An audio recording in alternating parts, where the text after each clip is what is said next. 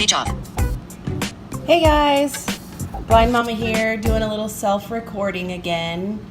Just enjoying my peaceful day in the house. And I'm going to be making a meatloaf for dinner. So I thought I would try to record what I'm doing to prepare it and see how far I get with it, because I had such a positive response from everybody when I did this the other day. I thought I would go for it again. We'll see how it goes. Hope everybody's doing good. And if you are a new subscriber, I would like to thank you for subscribing to our channel. I'm not going to show my face right now because I tried that once before and yeah, it didn't go so well. So when I finish off this dinner, you'll be seeing me because the kids will be home. But for those of you who don't know me, I am totally blind, and I just started trying to record myself in the kitchen making a few little things, and it's gone pretty good so far. So here we go. I have here my version of the Chop Wizard, and I'm going to chop some onions on it. So I'm going to reach over here and get some onions that I have on my cutting board. I didn't want to cut them with a knife because I wasn't sure how I would do that one-handed. So I'm just going to lay it on there, and sorry if you're wobbly.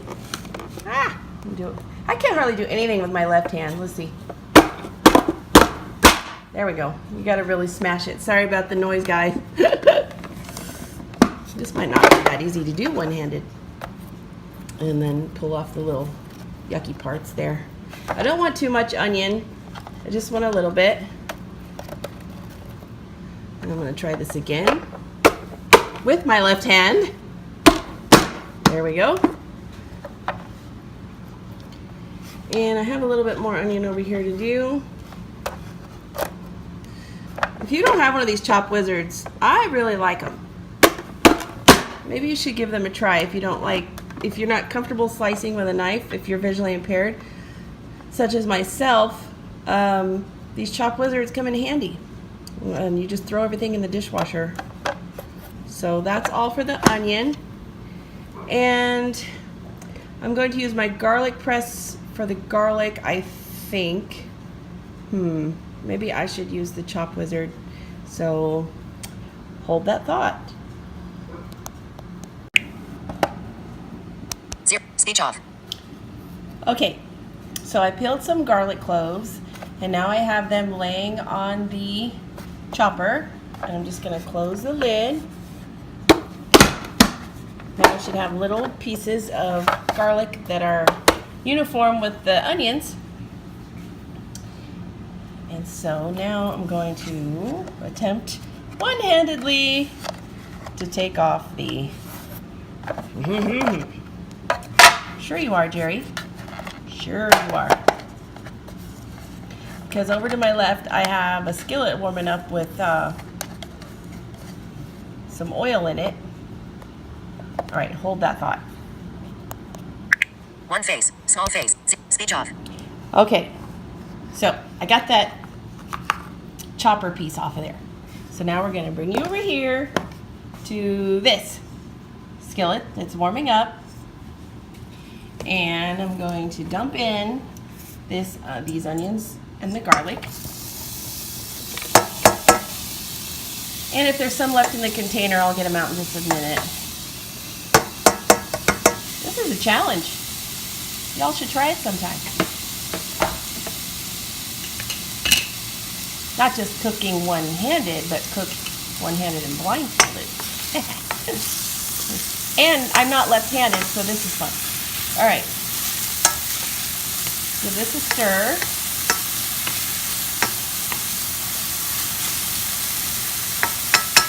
Is it bad that I'm having fun doing this all by myself? Okay, got that going. I'm going to turn it down a smidge.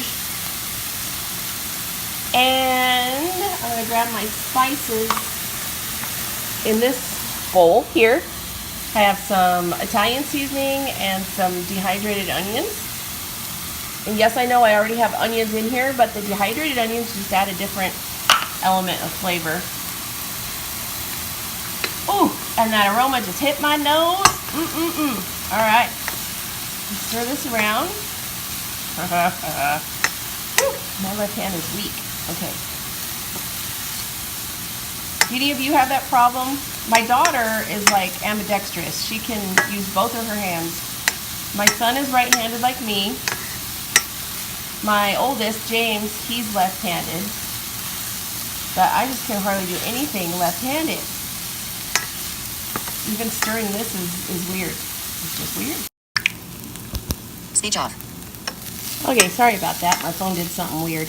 Anyway, just sauteing these vegetables until they get soft and the flavor starts to come out of them a little bit in the olive oil. I got a couple tablespoons of olive oil in here that I'm doing this with. And I'm just going to keep sauteing this probably for just a couple more minutes, and then I'm going to take it off the heat, let it cool while I get my hamburger mixture ready. And hopefully my phone will cooperate and allow me to record it. Okay, we'll be back. Speech off. Okay, I have my vegetables cooling off over there. In this bowl here, I've got a couple pounds of 80-20 ground chuck. And to this, I'm going to add some salt and pepper that I've already put inside a little bowl, because using a pepper grinder with one, yeah, anyway. So I'm just going to dump this in, salt and pepper, literally a pinch of salt or two. Then I'm going to crack an egg, which I know a lot of people know how to crack an egg one-handed and, you know, separate the shells and let the egg drop out, but this is a first for me, so bear with me. Ooh. Oh, crap. Oh, please don't be any shells in there. I'm going to be gross, and I'm going to have to make sure there's no shells in there. Well, are eggshells good for you? Anyway, I'm going to sprinkle in some Italian breadcrumbs.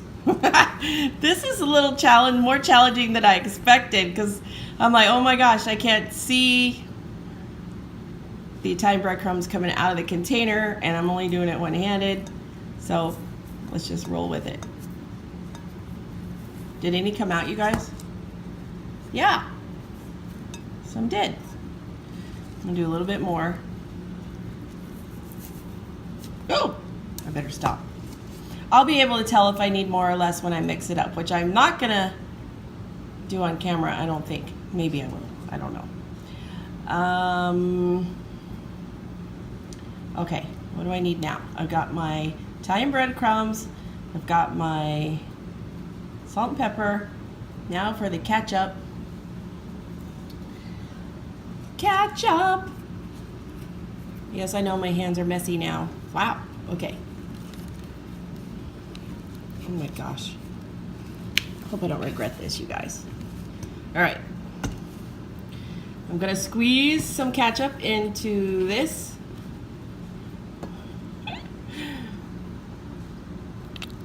Again, not measuring, just using my own judgment. Ketchup to give it some of that tomato flavor.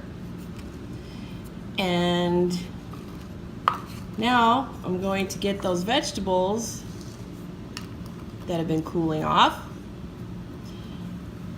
And I'm going to try to put those in one-handed, which I didn't think this through very well, did I? Okay. Hope you guys are enjoying this, because I'm having one heck of a good time. Okay, here we go. I'm going to dump these veggies in the best I can. And I'll probably have to stop the phone in a minute and get the rest of it out. Ooh. Ah! It's nice and cool, so I'm going to feel the pan and see if I got a lot left. Ooh, I do have a lot left in there. Son of a biscuit. Okay. Maybe this will work. All right. Try to scoop them all over to one part. Get in there. Hope you guys can see. I probably totally just shadowed the whole phone with the skillet. Sorry. All right, got most of it in there. I'll probably scrape some more out in a minute. What am I waiting for? Vegetables, seasoning, egg, ketchup. Okay, I forgot to take my ring off, so I will be back. I'm gonna mix this up and I'll be back, so hold that thought. Speech off. I'm back. So here it is all mixed up and the texture was pretty good. I just added a little bit more breadcrumb to it and it's perfect. So the way that we cook our meatloaf, we don't do it in a loaf pan. We do it in a Pyrex pie pan. This is a deep dish pie pan and we just like the way it comes out better and you can cut it nicer. We just really like it this way. So again, I forgot to take off my ring, but I'm just gonna scoop this out and pop it all in here.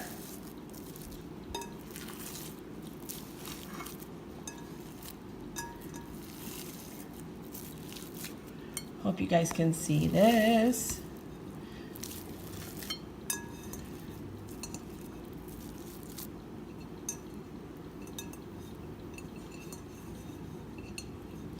All right, and now we're just gonna bake it like that. Just kidding. I'm gonna flatten it out into the shape of the pie pan, minus the fluted edges. I mean, I guess I could press it into the fluted edges, but I don't see the point. And just another step that I don't want to do right now. So I'm just gonna smash this around, try to smooth it as best I can, but it doesn't have to be perfect.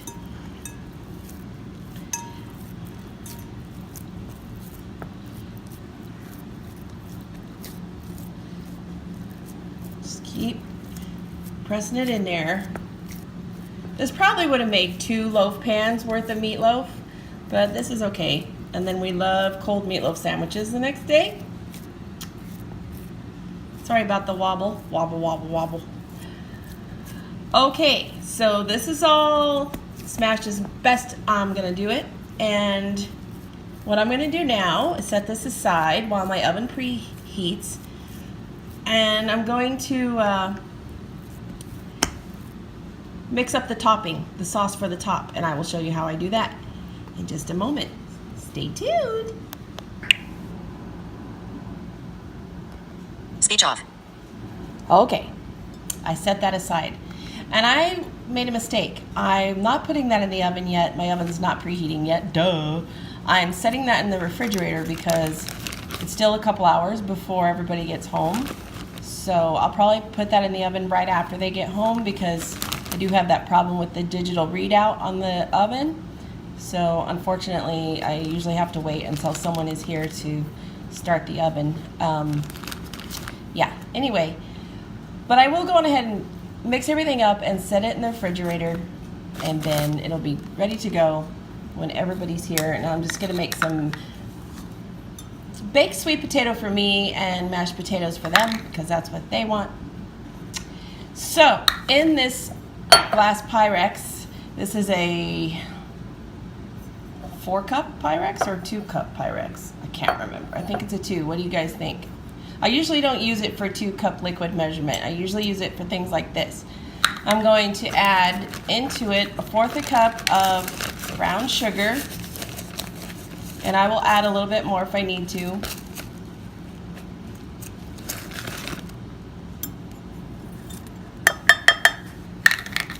And I'm just gonna squeeze some ketchup in. I think the original recipe, I've been making this forever, was 2/3 cup ketchup, but I don't measure it anymore. I just go according to taste and texture. So I'm going to try to pick up the ketchup with my left hand and squeeze some ketchup in here. Oh my goodness. Ah! Oh my goodness. Okay. Squeeze some ketchup in here. Glug, glug, glug, glug. And we're gonna add some mustard. For those of you who go, ew, mustard, Just leave the mustard out. I like the flavor that it gives it.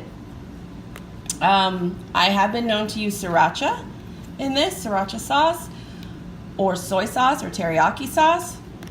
Teriyaki was really good when I did that. I just can't pick up anything with my left hand. Okay, I'll put some mustard in here.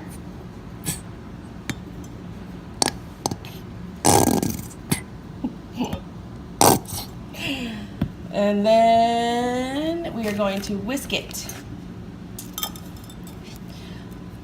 And I'm probably going to let you go now because, yeah. So I will show you when the kids get home the rest of this process. But I hope you enjoyed me recording myself doing this. Thanks for hanging in there with me, guys. You guys are great, and we'll be back. I'll be back. We will all be back. Chin. Hey guys, I'm on this side of the camera now. Say hi, Caitlin. Hi. So it cooked for half an hour at 350, and then we took it out, excuse me, and I basted the sauce all over the top, and we just want to show you what it looks like in there. Glare. Alright. Sorry if there's a glare. Yeah, there's a light now. Yep. Can you see it? Yeah. That's nice and bright. So there's our yummy meatloaf. We're gonna let it cook for about another 20 minutes, and then we're gonna eat it. So we hope you enjoyed this video. I had fun doing it. Thanks for sticking in with me, guys, and we'll see you next time on My Blind Mama's Messy Kitchen. Bye.